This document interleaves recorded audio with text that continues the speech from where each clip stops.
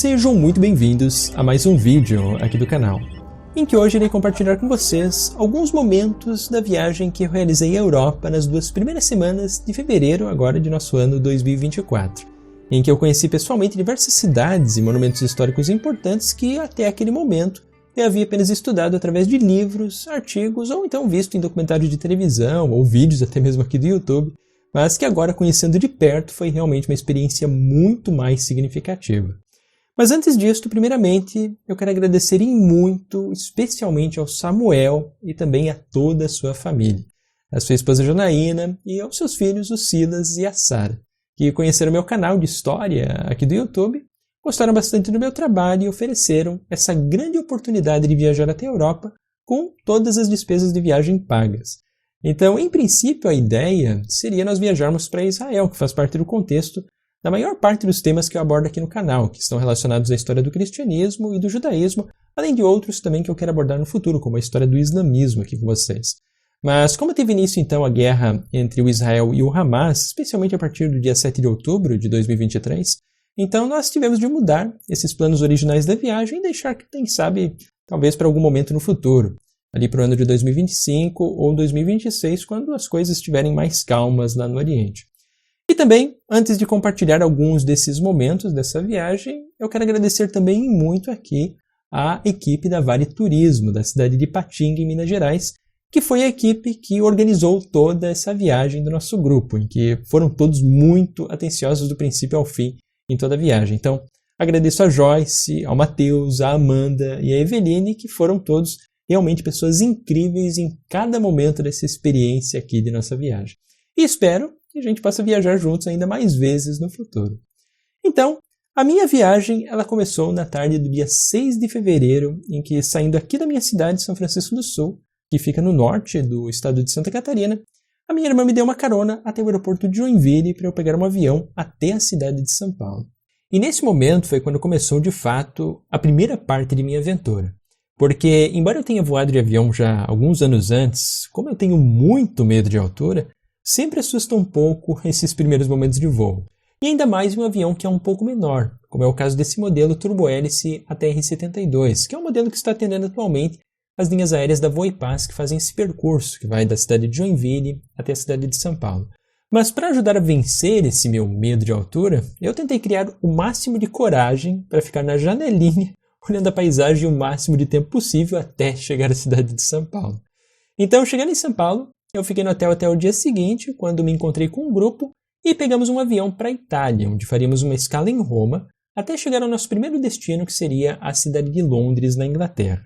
E essa viagem, partindo aqui do Brasil até a Europa, ela foi uma viagem bastante longa, levando ali quase 12 horas até a gente chegar em Roma. Mas, pessoalmente, eu até achei uma viagem bastante tranquila, porque nesse modelo de avião, que é o A330 da Itar Airways, cada poltrona tem em frente uma tela multimídia, onde nós podemos acompanhar vários dados relacionados à viagem, como a velocidade do avião, a altura, a localização, a temperatura externa, além também de nós podemos assistir várias séries e filmes ao longo do percurso que fazem com que a viagem fique muito mais tranquila. E também, como eu consegui dormir em praticamente metade desse trajeto, então essas quase 12 horas de voo, para mim, até passaram relativamente rápidas. Então, depois que nós chegamos em Roma, nós embarcamos em um segundo avião até nós chegarmos ao nosso destino final, que é a cidade de Londres. E chegando em Londres, a nossa primeira surpresa, que não era uma surpresa assim tão grande, porque já sabíamos que iríamos enfrentar essas condições, era o clima bastante frio. Porque enquanto aqui no Brasil nós estávamos em pleno verão, a minha cidade, São Francisco do Sul, fazendo ali cerca de 33 a 35 graus por esses dias, já todos os países do hemisfério norte eles estavam vivendo no inverno, em que a cidade de Londres ela estava com uma média de mais ou menos uns 7 graus por esses dias. Mas, na verdade, eu gostaria que estivesse ainda muito mais frio para eu conseguir presenciar a queda de neve, que eu nunca vi pessoalmente. Porque, embora eu more aqui em Santa Catarina, que é um estado bastante frio, a minha cidade, São Francisco do Sul, que fica no norte do estado, aqui, como é uma cidade litorânea, nós não temos nem geada e nem queda de neve. Então, eu queria que estivesse mais frio para poder presenciar isso que eu nunca vi pessoalmente, mas o nosso grupo não chegou a pegar assim um frio tão intenso. Agora, assim que nós saímos do aeroporto, nós fomos então de ônibus até o hotel, onde ficamos hospedados e aproveitamos a noite para passear nas redondezas do hotel e buscar um bom local para jantar, que nessa hora a gente já estava com bastante fome. E a minha primeira impressão que eu tive da cidade de Londres foi como se eu tivesse entrado em um filme do Harry Potter, com aqueles estilos de casas, ruas, carros, ônibus de 2 andares, que são bastante famosos, as vegetações que são características desse país e que são bem diferentes do que eu estou acostumado a ver aqui na minha cidade, que então fizeram com que essa experiência fosse realmente bem diferente. E após essa primeira noite, que nós jantamos um delicioso hambúrguer, no dia seguinte nós visitamos diversos lugares importantes de Londres, como o Palácio de Buckingham, que é a residência real e a sede administrativa do monarca do Reino Unido, que atualmente é o rei Carlos III, o Palácio de Westminster, onde se encontram as casas do Parlamento, que é o órgão legislativo supremo do Reino Unido e onde também se encontra a famosa Torre do Relógio, que é uma torre que a partir de 2012 ela foi renomeada como Torre Elizabeth, justamente em homenagem ao jubileu de diamante da Rainha Elizabeth II, que nesse ano ela estava completando 60 anos de governo. E também visitamos outros pontos turísticos, como a Catedral Anglicana de São Paulo, que é a sede do Bispo de Londres, e durante a tarde, após o almoço, nós viajamos ao Grande Castelo de Windsor, que é o maior castelo habitado do mundo e o palácio ocupado há mais tempo em toda a Europa, sendo utilizado pela família real britânica desde Henrique I, que foi o rei que governou a Inglaterra nos inícios do século XII.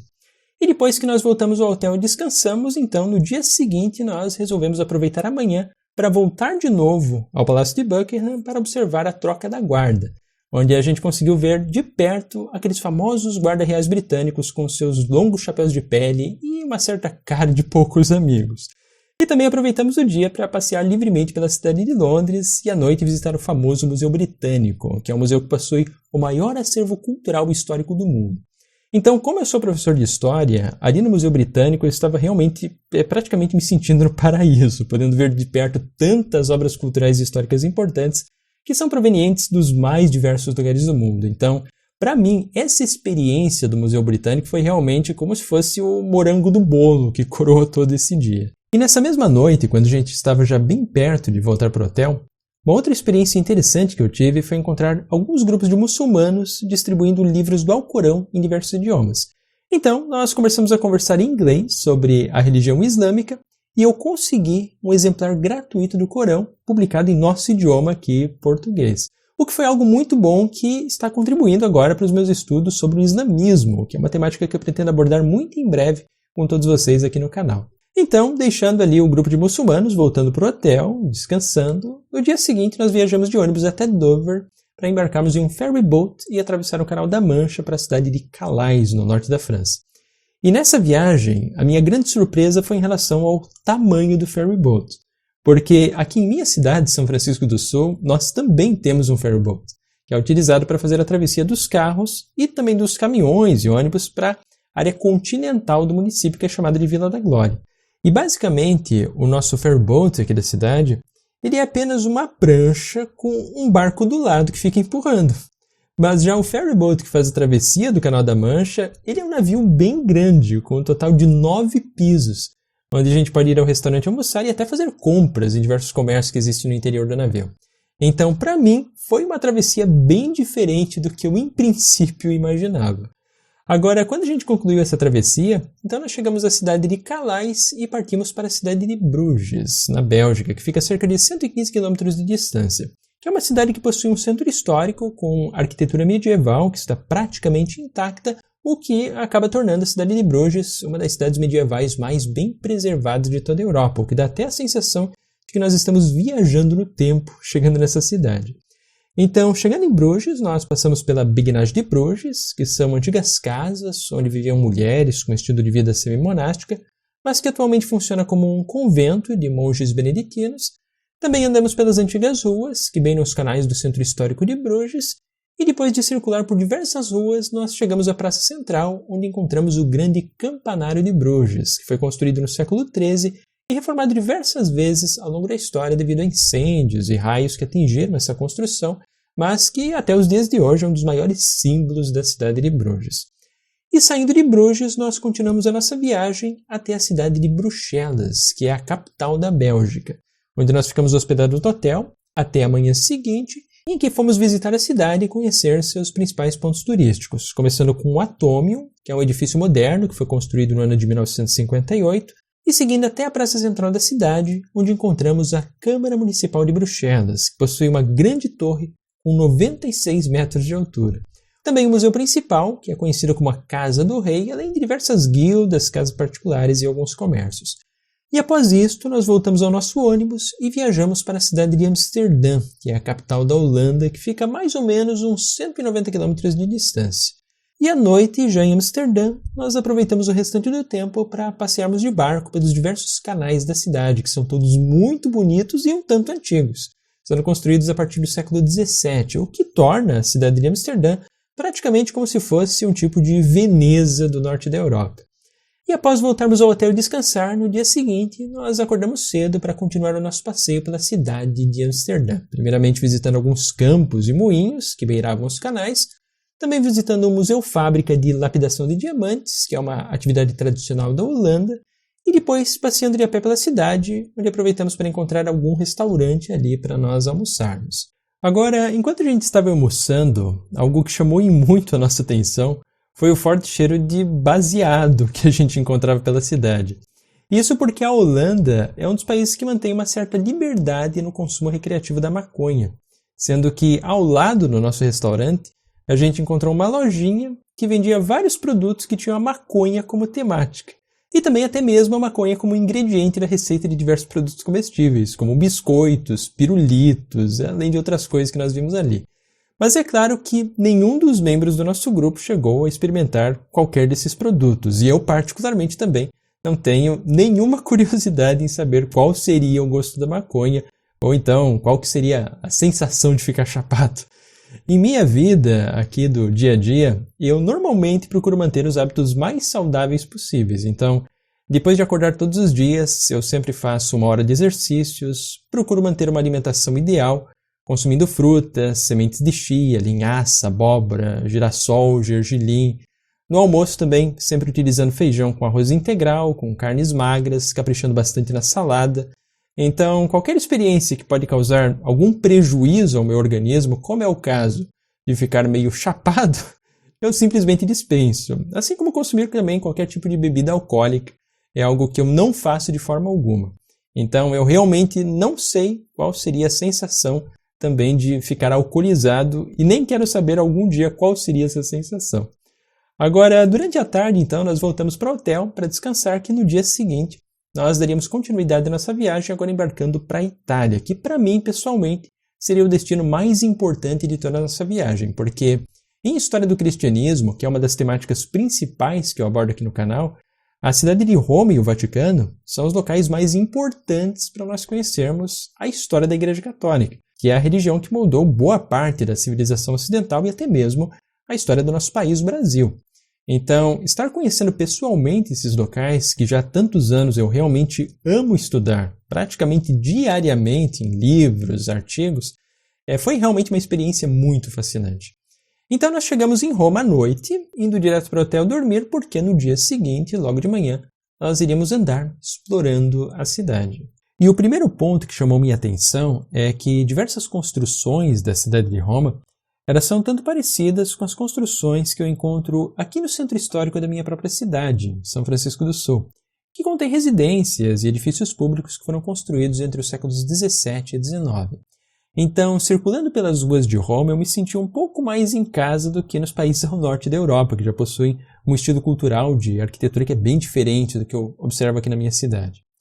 E depois então de nós andarmos um pouco, pegamos um metrô para seguir até a cidade do Vaticano, onde nós exploramos os famosos Museus do Vaticano, que é o segundo museu mais visitado do mundo, ficando atrás apenas do Museu do Louvre na França, e que tem sua origem no século XVI, quando o Papa Júlio II comprou uma escultura que havia sido descoberta logo no início do ano de 1506, representando Laconte e seus filhos sendo atacados por serpentes marinhas, que é uma escultura realmente muito bonita, e que é uma obra datada em torno da dinastia imperial Júlio-Claudiana. Então ela provavelmente foi desenvolvida em algum momento entre os anos 27 a.C. da Era Comum e o ano 68 da Era Comum. O que significa então que ela pode ter sido feita ainda nos tempos de Jesus, em que o Papa Júlio, nesse mesmo ano, resolveu colocar essa estátua em exposição pública. Então é a partir desse momento que tem início a história dos museus do Vaticano, a partir de 1506, que no ano de 2006 completaram ao todo 500 anos de história. E como vocês podem notar nessas filmagens, que eu agora realizei com a câmera frontal do meu celular, que como é um celular meio velhinho, que trava até quando eu vou tentar acessar o WhatsApp, a qualidade ela não fica assim muito boa, mas vocês podem observar que eu estou utilizando um pequeno fone que fica pendurado na orelha. E esse fone, ele é um radinho que permite nós ouvirmos o tempo todo a nossa guia turística do grupo, que estava ali nos orientando e explicando sobre os locais e as diversas obras de arte que nós vamos observando nos museus. E a nossa guia também utilizava essa pequena bandeirinha para nós não perdermos ela de vista e acabarmos então nos distanciando do grupo e se perdendo pelo caminho, porque realmente haviam muitas e muitas pessoas ali junto no museu. E saindo dos museus do Vaticano, que não deu para filmar tudo, porque alguns locais eles são proibidos, como é o caso da Capela Sistina, nós visitamos agora a Basílica de São Pedro, que é a igreja católica que possui o maior interior do mundo, com mais de 15 mil metros quadrados, e que foi construída entre os séculos XVI e XVII durante o período do Renascimento italiano, justamente para substituir a antiga Basílica de São Pedro, que havia sido construída lá no século IV pelo imperador romano Constantino, e que nessa época do Renascimento ela estava já em condições bastante ruins. Mas um detalhe importante é que, embora essa Basílica de São Pedro ela seja de fato a principal igreja dentro dos muros da cidade do Vaticano, ela na verdade não é a igreja mãe da Igreja Católica e nem é a catedral da Diocese de Roma.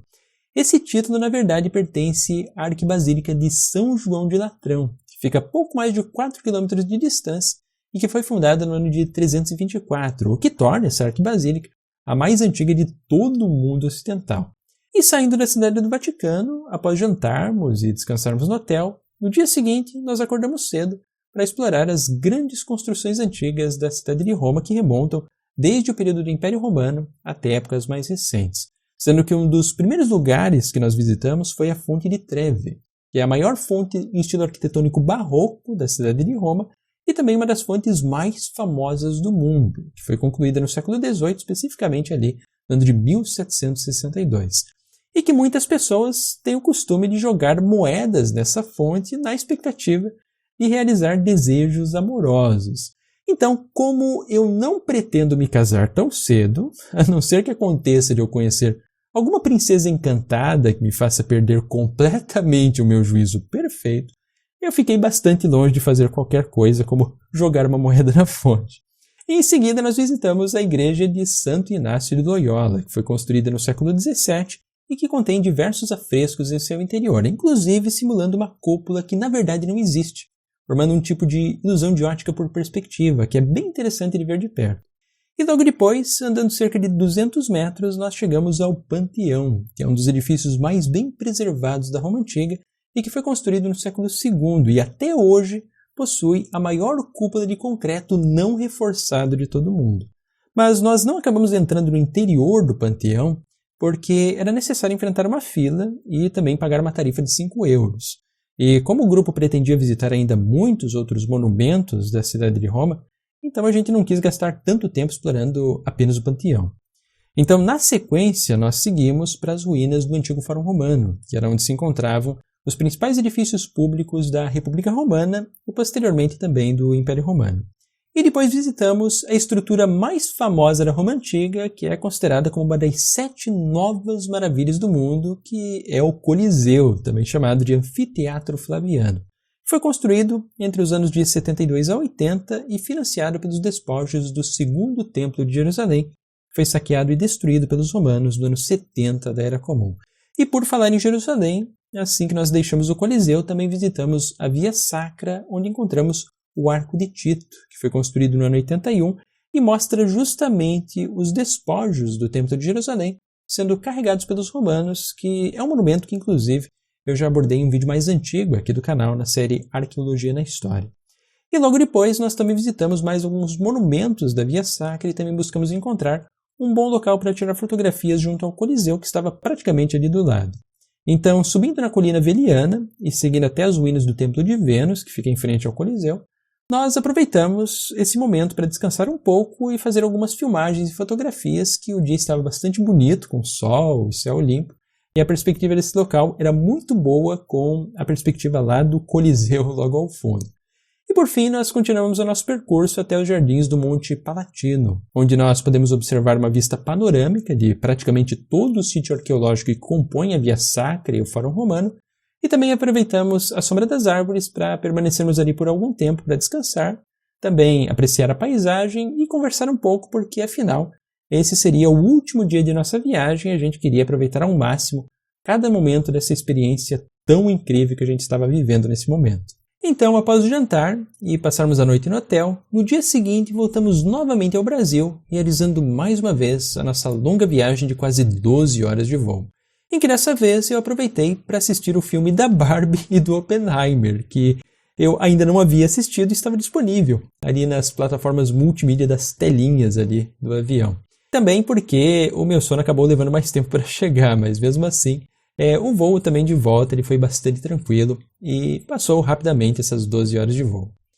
E com isso então, esses foram alguns pequenos momentos que eu consegui gravar com meu celular e que deu para compartilhar um pouco aqui com todos vocês. E novamente agradeço muito especialmente ao Samuel e também à equipe da agência Vale Turismo de Minas Gerais, que me proporcionaram essa experiência incrível que foi praticamente a realização de um grande sonho que eu vou guardar em minha memória por toda a minha vida. E se tudo correr bem, nós ainda iremos viajar em algum momento também no futuro para Israel, onde eu irei abrir espaço para fazer uma caravana convidando a todos vocês aqui que acompanham os meus trabalhos no YouTube para viajarmos juntos para Israel e nos conhecermos pessoalmente. Mas que provavelmente será uma viagem que irá ocorrer em algum momento do futuro, talvez em 2026 para frente. Mas até lá, eu irei comunicar em vídeo aqui no canal para todos vocês. Com isto, eu agradeço muito a todos os que acompanharam a mais esse vídeo, um pequeno vídeo vlog aqui do canal. Para aqueles que gostaram deste pequeno vídeo, convido a deixarem o like aqui no canal para ajudar o canal a crescer e levar outros conteúdos a muitas outras pessoas. E também para aqueles que apreciam os meus trabalhos aqui no YouTube, eu convido a pensarem na possibilidade de tornarem-se apoiadores aqui do canal através da plataforma do Apoia-se. Com isso eu vou ficando por aqui e nos vemos muito em breve nos próximos vídeos aqui do canal.